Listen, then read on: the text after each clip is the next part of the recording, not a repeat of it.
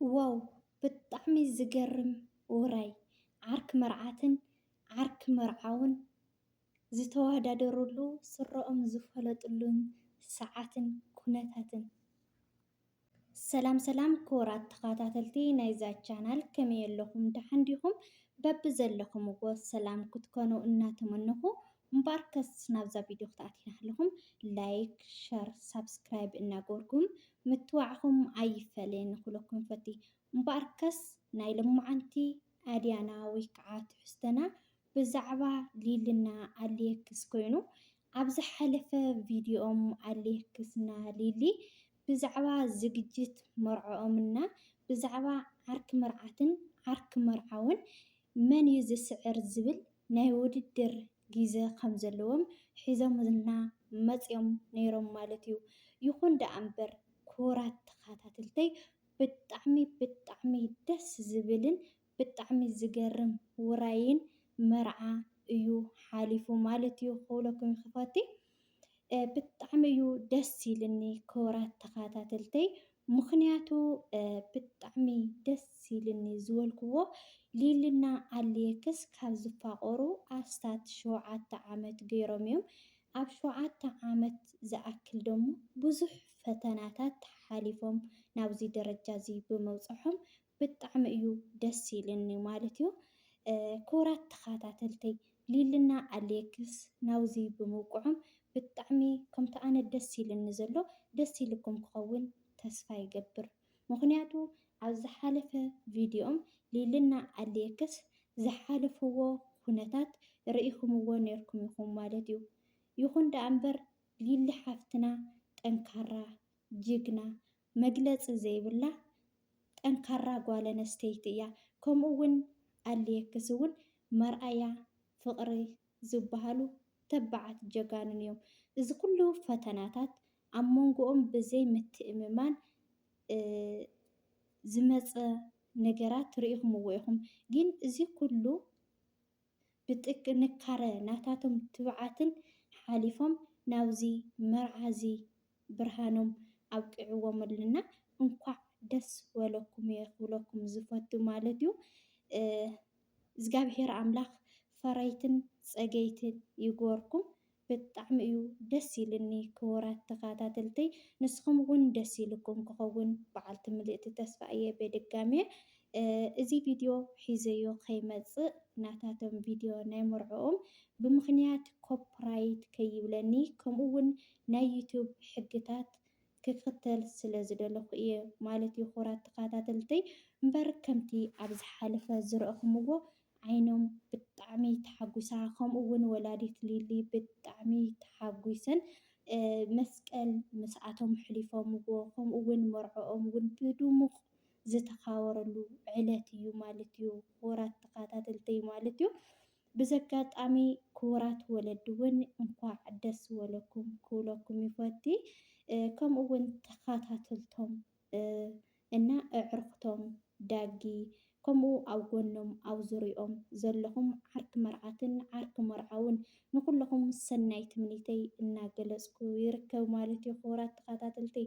ምክንያቱ ክቡራት ተኸታተልቲ ማለት እዩ ኣብ ፍቕሪ ምክብባር ሓልየት ትሕትና ተልዩ ዘይብፃሕ ነገር የለን ማለት እዩ።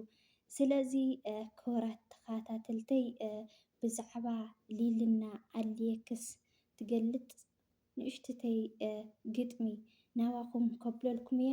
ሰናይ ፀንሒት ይኹነልኩም። እምበኣርከስ ክቡራት ተኸታተልተይ ናፍታ ግጥሚ ከብለኩም እየ ማለት እዩ። ብስም ሊሊ ሓፍትና ንኣሌክስ እያ ትገልፅ ማለት እዩ። ክቡራት ተኸታተልተይ ፅን ኢልኩም ክተዳምፅኒ ብትሕትና ይሓትት። ተዓዲለ እየ ትዕድልቲ እያ ትብል ተዓዲለ እየ ትዕድልቲ ፈጣሪ ዕላሉ ዝናፍቆ ከም ፀሓይ ወጋሕታ ንልበይ ዘሙቆ ከም ነፀላ ኩታ ፍቅርን ክብርን ንነብሰይ በረከታ ናተይ ክብረይ ውህብቶ ፈጣሪ ናተይ ክብረይ ውህብቶ ፈጣሪ ጥቅሚ ዘይገዝኦ ግዜ ዘይግድቦ ትዕቢት ዘይፈልጥ ወረሰብ ዘይዕጅቦ ብእምነት ዝተኣሰረ ጥዑም ፍረ ዝረኽቦ ብእምነት ዝተኣሰረ ጥዑም ፍረ ዝረኽቦ ተስፋ ዘስንቕ ምንባርካ ዝፈቱ ከም መዓር ጽጌና ዘምዕር መቐረቱ ዕላል ፍሽኽትኡ ዘድልድል ደረቱ ብግብሪ ዝገልጽ ረዚን እዩ ውዕለቱ ብግብሪ ዝገልጽ ረዚን እዩ ውዕለቱ ግብሪ ሰባት ልዕሊ ክብሪ ዝውስኽ ተስፋታት ምሉእ ነፃነት ዝረክብ ፍሽኽትኡ ነቲ ልበይ ዝማርኾ ጣዕሚ ናይ ህይወት ገሊጽካ ዘይውዳእ ንጹህ ልቢ ብሃብቲ ስልጣንን ዘይገዝኦ ኣይደልን ፍርናሽ ኣይደልን ኮምቦርታ ዋላ ኣብቲ ቁሪ ኣብቲ ሓያል ኣሰሓይታ ኣብቲ ሰብ ዘይብሉ ጭር ዝበለ ቦታ ዕርፍ ክብል ደረትካ ተነጺፈ መድሓኒት ቁሪ ሃሪፍካ ለኺፈ መድሓኒት ቁሪ ሃፋኻ ለኺፈ ልበይ ሃቦ ልብኻ ሕቆፎ ካልእ ኣይደልን ካብዚ ዝተረፈ ካልእ ኣይደልን ካብዚ ዝተረፈ ትርግታ ልብኻ ብህድኣት ኣዳሚፀ ትንፋሰይ ናይ ውሽጥኻ ናይ ልበይ ኣስሪፀ ወይ ከፈተኽ ፍቕረይ ፈትየካ እየ ኣድሊፀ ሩፍታ ልበይ ኢኻ ዕረፍቲ ዝወስደሉ ደረተይ ኢኻ ሓሳበይ ዝገልጸሉ ነፃነት ረኺበ ናይ ውሽጠይ ዝዕልለሉ ከም ጭራ ወጋሕታ ደስታይ ዝገልጸሉ ከም ጭራ ወጋሕታ ደስታይ ዝገልጸሉ ተኻፋለይ ሓሳበይ መሞቒ ህይወተይ ናይ ነብሰይ ነፃነት ቀራፊ ጭንቀተይ ፈልፋሊ ደስታ ምንጭ ናይ ሰሓቐይ ዓብዪ ድጋፍ ደልዳሊ ዓንዲ ሒቖይ ዓብዪ ድጋፍ ደልዳሊ ዓንዲ ሒቖይ የኽብረካ ይፈትወካ እየ ኣሚነይ ይስስዐልካ እየ ብሩኸይ እያ ትብል ግጥማ ማለት እዩ። ክቡራት ተኸታተልተይ ሊሊ ሓፍትና ንኣልየክስ ዝገጠመትሉ ወይ ከዓ ፍቕራ ዝገለጸትሉ እዩ ማለት እዩ። ክቡራት ተኸታተልተይ እምበኣርከስ ክቡራት ተኸታተልተይ ከምቲ ኣነ ደስ ይብለኒ ዘሎ ደስ ኢልኩም ክኸውን በዓልቲ ምልእቲ ተስፋ እየ ማለት እዞም ቆልዑ እዚኦም ኣስታት 7 ዓመት ጸኒሖም ብፍቕሪ ከምኡ እውን ብዙሕ ውረድን ደይብን ሓሊፎም ኣብዚ ብርሃኖም እዚ ክበጽሑ እናሃለዉ ብጣዕሚ ዝገርም ደስታን ሓጎስን እዩ ኣብ ልበይ ዓሲሉ ዘሎ እሞ እና ንስኻትኩም እውን ደስ ተይልኩም ነዚ ቪድዮ ብላይክ ሼር ሳብስክራይብ እናገበርኩም ጀምርዎ ክብለኩም ይፈቲ ማለት እዩ። ክቡራት ተኸታተልተይ ብዝቕፅል ብኻሊእ ትሕዝቶ ብኻሊእ ኣድያ እስካብ ንራኸብ ስሰናይ ንዓኹም እናበልኩ ባይ ባይ ፈትወኩም እየ ይቕኒየለይ